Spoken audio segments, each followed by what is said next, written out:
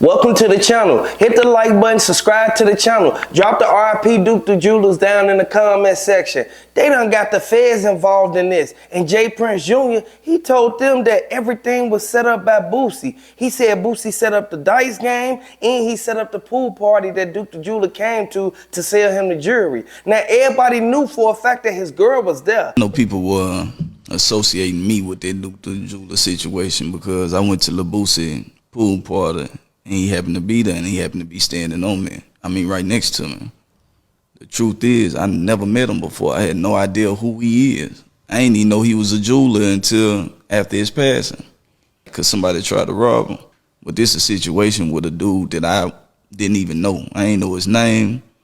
I had no knowledge of him. I didn't know he was from Chicago. I didn't know he was a jeweler until social media started trying to point a finger because he was standing next to me, and it's just unfortunate that something transpired after another dice game. What they said is gonna shock everybody. I want y'all to hit the like button if y'all rocking with Duke the Jeweler and subscribe to the channel. Let me know if you feel that Duke the Jeweler should have just sold him the jewelry and went back to the hotel room, regardless of if Duke the Jeweler would have stayed out there for a week or two. Duke the Jeweler, he went in that dice game. The fans said that they got camera footage from inside of the dice game from when they were shooting dice. Now, y'all know that it was an illegal dice game going on while everybody else was standing around who wasn't even gambling. Now, they said that the dude that was across the pool table who was right there with the white shirt on, he was standing on the other side of J Prince Jr. and Lil' Cam was on the right side of J Prince Jr.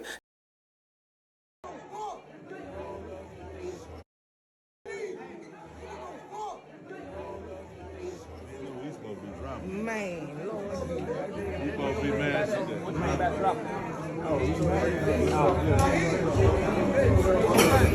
That nigga gonna have $1,000 $500,000. What are you here for?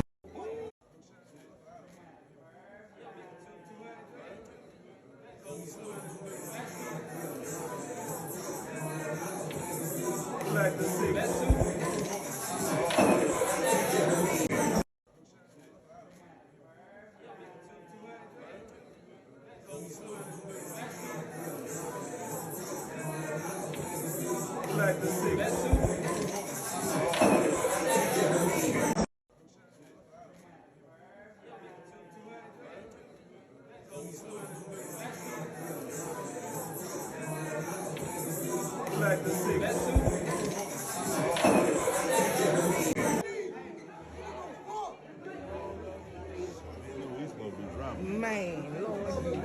You supposed to be mad.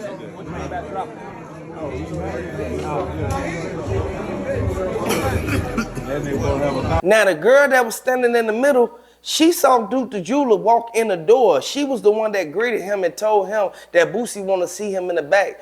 Once Duke the Jeweler went to the back, the feds said that Duke the Jeweler, he told Boosie, where I'm going to put my bags at, man.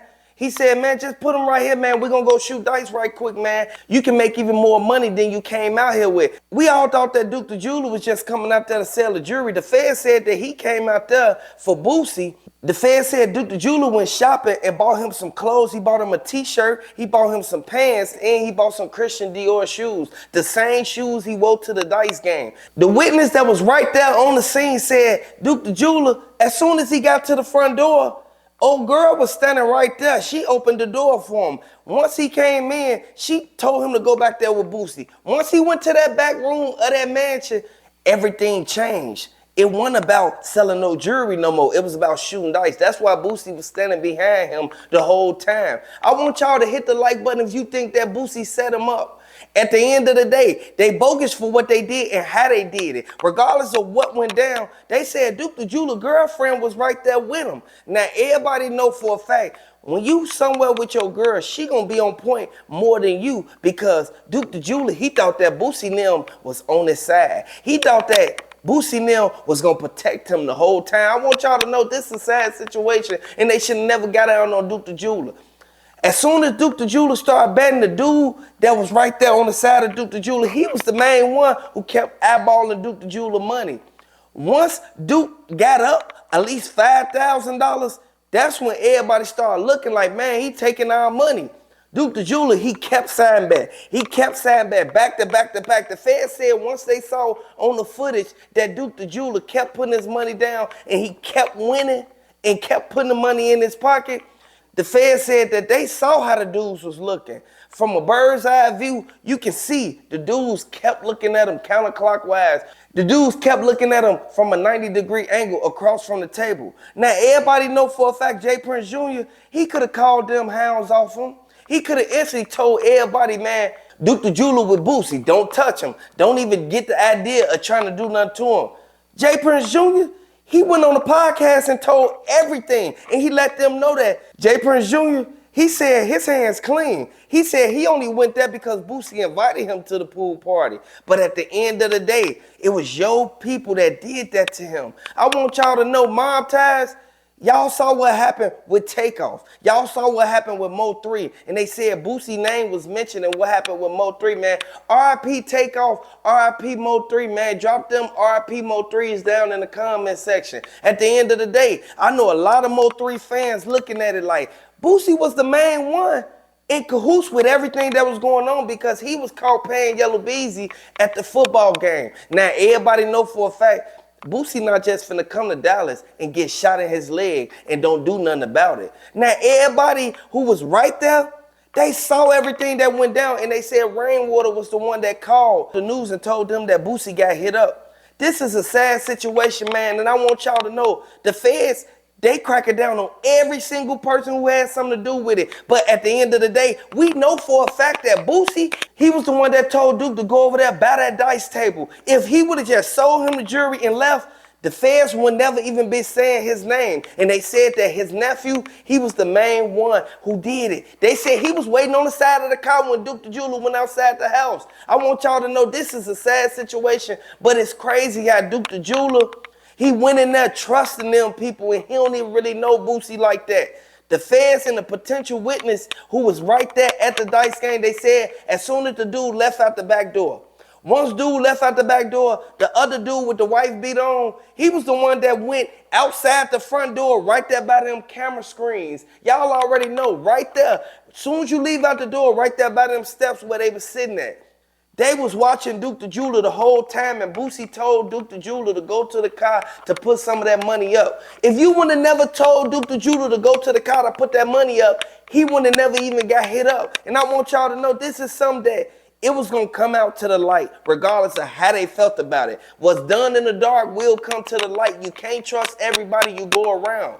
Everybody ain't going to be in your corner. At the end of the day, you have to understand the streets don't love nobody. You see what happened to Mo3? You see what happened to Takeoff at one of their dice games, and who was at the dice game? Jay Prince Jr. Montez, they got a name for setting people up and going out there and doing stuff to people. Like at the end of the day, a lot of people know for a fact that Boosie kept telling Duke the Jeweler, you need to go over there and check in. And that's why he was on the other side of the table with Jay Prince Jr. He checked in before he even started back shooting dice. I want y'all to know that's why his girlfriend kept recording from off the other side of the table, because they said this is man business. This is man talk. Everything Duke the Jeweler said to Jay Prince Jr., Jay Prince Jr. said he good.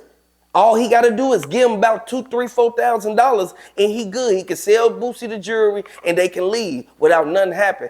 Duke the Jeweler ain't want to get Jay Prince Jr. no money. And Duke the Jeweler kept telling him after I win this next hand. But Duke the Jeweler kept putting the money in his pocket. And then once Duke the Jeweler reached down and put that money up in his shoe, that's when everybody started looking like, wait, now he's stashing our money. That's how they knew he was winning and that he was up on the dice. I want y'all to know, all these dice games out there, it's not safe. You see what happened to Takeoff.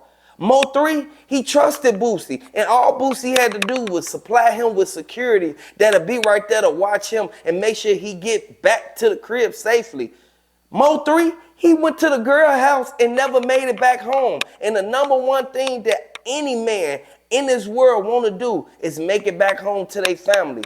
Duke the Jeweler, if he would have left early and then started shooting dice with Boosie and them, he would have survived this whole situation. This is a sad case that the feds, they not playing no games with. And I want y'all to know, The feds got a 99% conviction rate, and they will get anybody who was involved in it, man. Like at the end of the day, hit the like button, subscribe to the channel. Let me know if you're a fan of Duke the Jeweler. And this for entertainment purposes only. Everything is alleged in this video. Hit the like button, subscribe to the channel if you're a fan of Duke the Jeweler.